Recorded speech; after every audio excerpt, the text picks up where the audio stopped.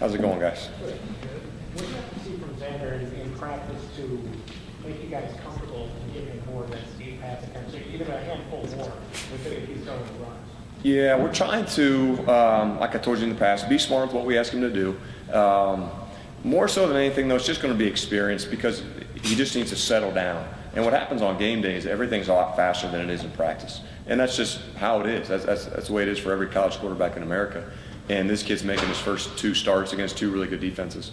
So really in the practice field, we're trying to simulate that as best we can, trying to give him plays that he can execute, throws he can make, reads he can make, which there are plenty that can happen. Now in the course of a game, we have to get him to settle down and make those throws and make those shots. But for him, I think it's just going to be progress every single day, get better every single week, and really just settle down and do what he can do. What are your thoughts on his footwork and mechanics, and where are they now? Yeah, his footwork and mechanics are good. What happens is on game day, and he gets a little, again, the speed of the game happens pretty fast for him, and like a lot of young players, he just gets a little antsy. Again, I don't mind his mechanics. I just think it's a part of just settling down and trusting your mechanics that he uses on those practice fields every day. In order to improve the pass protection, obviously, so that he's not getting pressured as much, what's the key for that? Well, we need our offensive line, one, to play at a high level, to play what they're capable of, and they didn't have their best game Saturday, which a lot of positions didn't have their best game. It wasn't just our quarterback.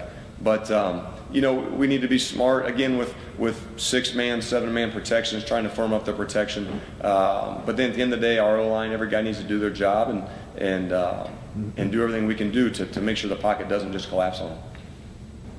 Coach McCall set 7 for, I think, 3 drives there. Do you have an ability to override that, or are you okay with that? For No, that's Coach Wilson's call, and I know Coach Wilson said it after the game. That's what we do. I mean, when you fumble, that comes with part of the territory. That's something we don't accept. It doesn't matter who you are.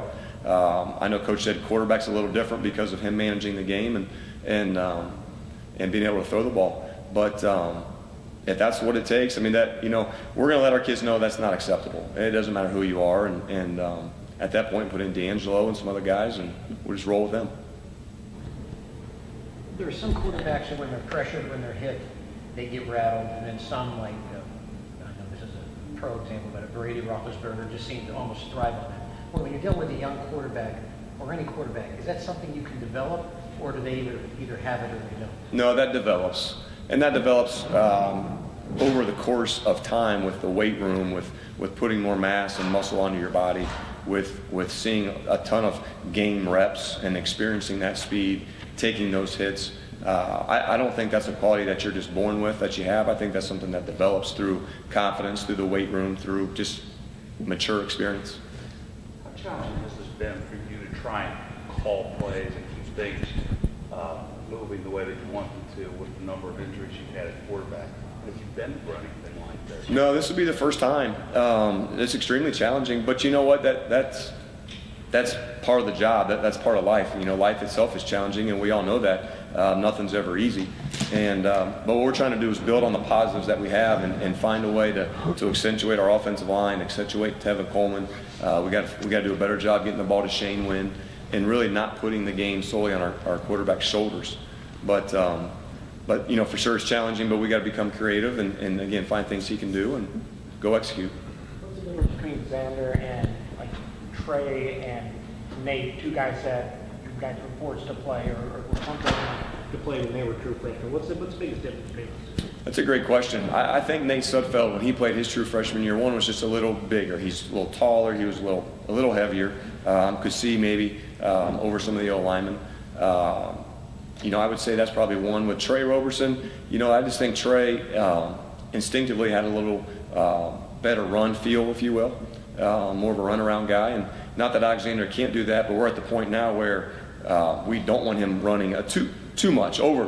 We need him to run a little bit, but we don't want to certainly call 20 quarterback runs throughout the course of the game. But I just think Trey maybe had a little bit more of some runaround in him early on in his career, if you will. Where I think Alexander, he's further ahead in the pass game. Now, he's further ahead in understanding coverages and reads than Trey was his freshman year. So I think he's a little further advanced there than probably Trey was, maybe a little bit more in the run game. If he's further advanced, why did he only have 8 pass attempts? Well, again, it's not so much that he's not further advanced. I think it's the speed of the game right now. I think it's happening fast. And I don't think that equates to his knowledge. I just think it happens just maturity, just game experience. Coach Wilson's mentioned a couple times that with that direct snap kind of wildcat package, there hasn't been much change schematically in the play. Are you guys looking to add anything new to any new wrinkles? You know, maybe Yeah, I think we're going to kind of wait and see how the week goes. I think that's a little package that we have that to like you said, direct snap it to Tevin to put the ball in his hands a little bit. I'm not sure that's going to be a major part, but I think it's just maybe a little wrinkle that we can break out when we need to. is there any possibility that Todd or D'Angelo or maybe throwing the ball like that? Or is that If it fits, if it's something that we think they can do, we're not going to force a play on them that they don't have confidence with. So I think that's something we kind of develop throughout the week. If we think there's something there that we can exploit and it's something that they can execute, we'll look at it. all right? Good to go. Thanks, man. Appreciate it.